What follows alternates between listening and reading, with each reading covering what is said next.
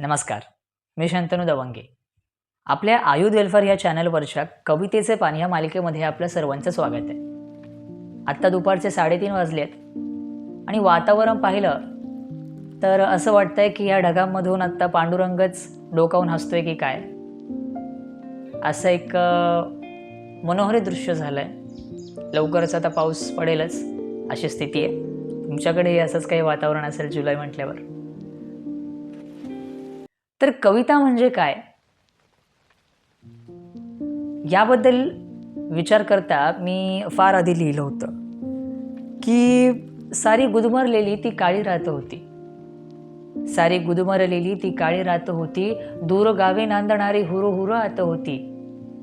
जरी एकटेपणेचा सारा अबोला कल्लोळ, तरी माझ्या सवे माझी कविता साथ होती.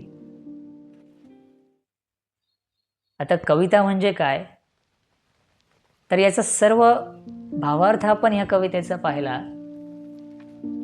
तर कविता ह्या 3 अक्षरातून बनलेल्या शब्दाची आपल्याला गहराई, आपल्याला एक त्याची खोली कळते.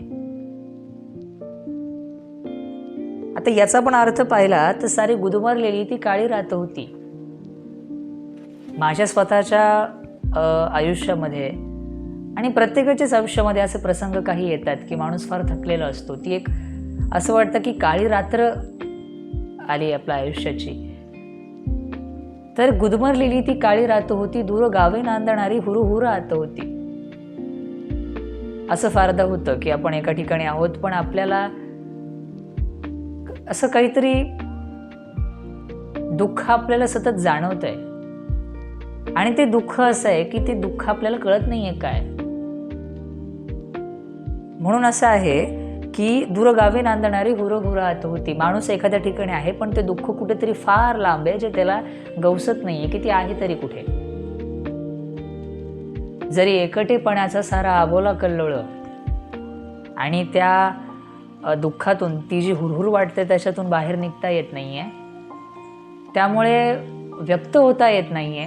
महत्वाचं म्हणजे फार अबोला झालाय सगळीकडे आणि त्या अबोलाचा सुद्धा कल्लोळ झालेला आहे. आता खरं तर अबोला आणि कल्लोळ हे 2 आपण जर बघितले तर हे दोन्हीही विरुद्धार्थी शब्द आहेत. पण असा अबोला का त्याचा सुद्धा मनात कल्लोळ झालेला आहे.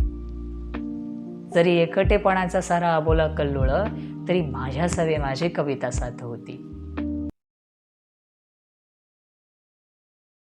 मित्रांनो, कविता म्हणजे ना, कविता म्हणजे जादू आहे. कविता म्हणजे कुणीतरी कसा अलवार आपला मनाला स्पर्श करून जावा अशी भावना म्हणजे कविता आहे. ती आपल्याला समजून घेता यायला हवी, ती आपल्याला जाणवायला हवी. त्यासाठी आपण सुद्धा आपलं मन तेवढं कोमल आणि हळवं ठेवायला हवं. आत्ताचं आपण जर पाहिलं तर आपल्या व्यावहारिक जीवनामध्ये माणूस इतका अडकलेला आहे की कदाचित तो एवढा हळवं मन त्याचं ठेवत नाही किंवा त्याला ठेवता येत नाही.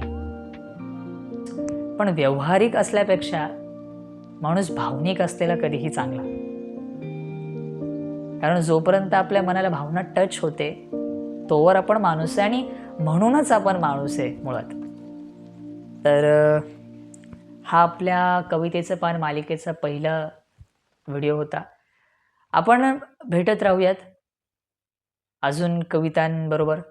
फक्त माझ्याच नाही तर ज्या काही वेगवेगळ्या मोठमोठ्या लेखकांचा सुद्धा परिचय घेऊ, त्यांच्या सुद्धा कविता आपण ऐकू, त्यांचा सुद्धा भावार्थ जाणून घेऊ.